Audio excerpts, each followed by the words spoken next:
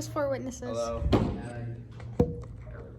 Hi. So there's a growing trend around Urshan, if you haven't noticed, that a lot of people are, since the tournament that occurred earlier this semester, a lot of people are wanting to play Smash Ultimate. Now, there are a lot of people on campus that are very experienced, and a lot of people have never played for the first time, that are playing for their first time.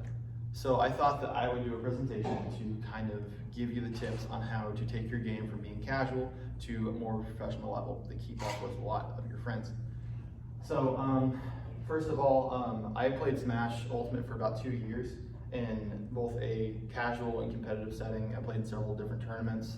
I organized the Smash tournament on campus earlier this semester, so I have a little bit of experience with the game at a professional level.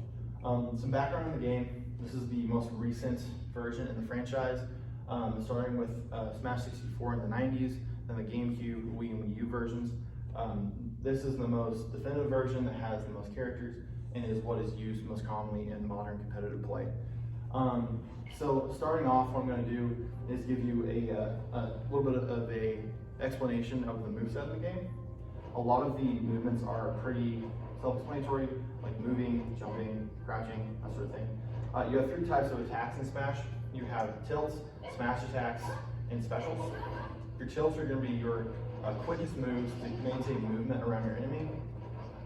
Then you're going to have your specials, which have much more damage, and they also can help with your movement when you're talking about recovery, which is a term meaning when you're off stage, you get back onto the stage.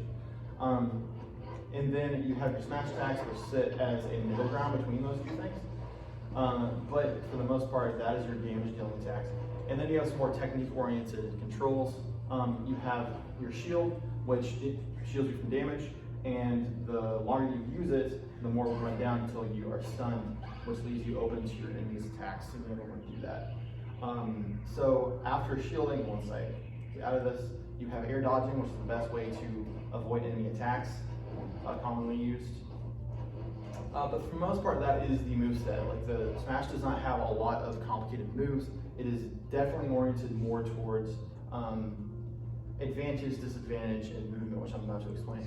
So when somebody says advantage or disadvantage, advantage is when you're on the center of the stage and your enemy is out on the edge. This means that you have more of the opportunity to attack them, and it's easier for you to maintain victory, while it is harder to maintain victory or get a stock back up when you're on disadvantage. So that's why movement is important, but the most important aspect of the game is mix-up and prediction. So it's being able to predict your opponent's moves before they make them, and be able to pick up on the patterns that they have. And how you make it hard for your opponent to pick up on your patterns is by having mix-up.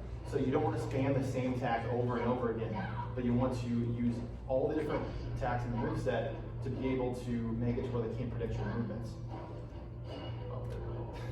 Another technique that's really important when we're talking about advantage and disadvantage, is when you get knocked off stage, you don't want to go up because that gives your opponent more of an opportunity to attack you, but you want to go underneath the stage and then use your recovery to come back up.